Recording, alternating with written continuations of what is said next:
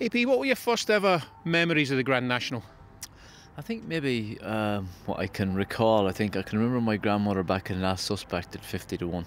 I can remember my granny picking him out, so I think that was maybe 84, 85, something like that, so it's probably 10 or 11. So around, I think probably that was probably my first memory. And what has the Grand National meant to you over your career?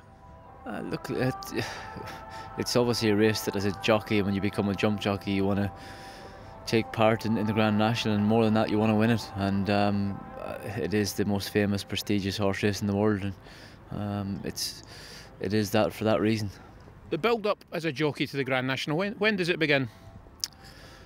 Look, it's a little different to all of the other races, because it is the race that everyone in the country and all around the world sort of stop to watch. The build-up as a jockey, honestly, it doesn't really happen until the day and maybe the closer you get to the race. So, but it is different to all other races, that's for sure.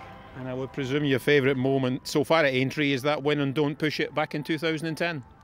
Yeah, it was, and look, it's a day I'll never forget. It, you know, it was definitely one of, if not the greatest day of my racing career. And it meant a lot. You know, I'd 14 attempts at trying to win it before and hadn't done, and just the circumstances of it being a horse owned by JP and Noreen, and obviously for John Joe as well.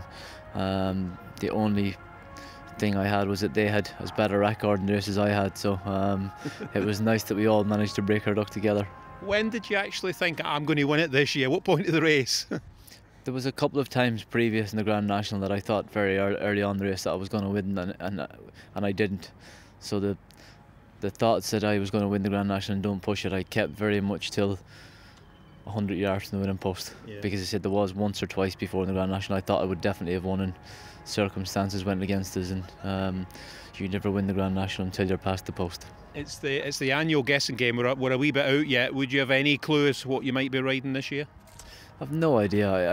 I see Shut the Front Door as favourite, and he's an option. But other than that, Carrying for Lock is still in there as well. But you know, they're both in the Gold Cup as well. So what route they take, I'm not sure. But hopefully, whatever it is, it's a good one. I don't know if you're aware of the fact, but if you get a ride in this year's race, and I think it's pretty long odds that you will, it'll be an all-time record for rides in the race for a jockey, AP. Yeah, that means I've lucky I won and Don't Push It, otherwise I'd have failed more times than any other jockey, so at least I've got one win under my belt, and hopefully before I go I can get another one. But yeah, I wouldn't say it's my most favourite or memorable record to have, but it's nice to have all the same. Overall, what would be the best moment in your career so far, and obviously there's a wee bit to go yet? Look, I've been so lucky, so many great moments, winning Champion Hurdles and Make a Stand, Brave Ink and Blowing Wind, you know, winning the Gold Cup, Mr Mulligan, and obviously in synchronising, Don't Push It in the Grand National. No, those were fantastic days. Riding my 4,000th winner for JP and for John Joe at Toaster was an amazing day. But my greatest ever achievement will always be breaking Sir Gordon Richards' record. I just think the longevity of the record, the 26 times that he was champion jockey, he's the winning most jockey of all time. So I think that will always be my greatest achievement. And how would you like the Aintree Racecourse and the racing world to remember you as a world-class jockey? And what do you think you'll be doing after retirement?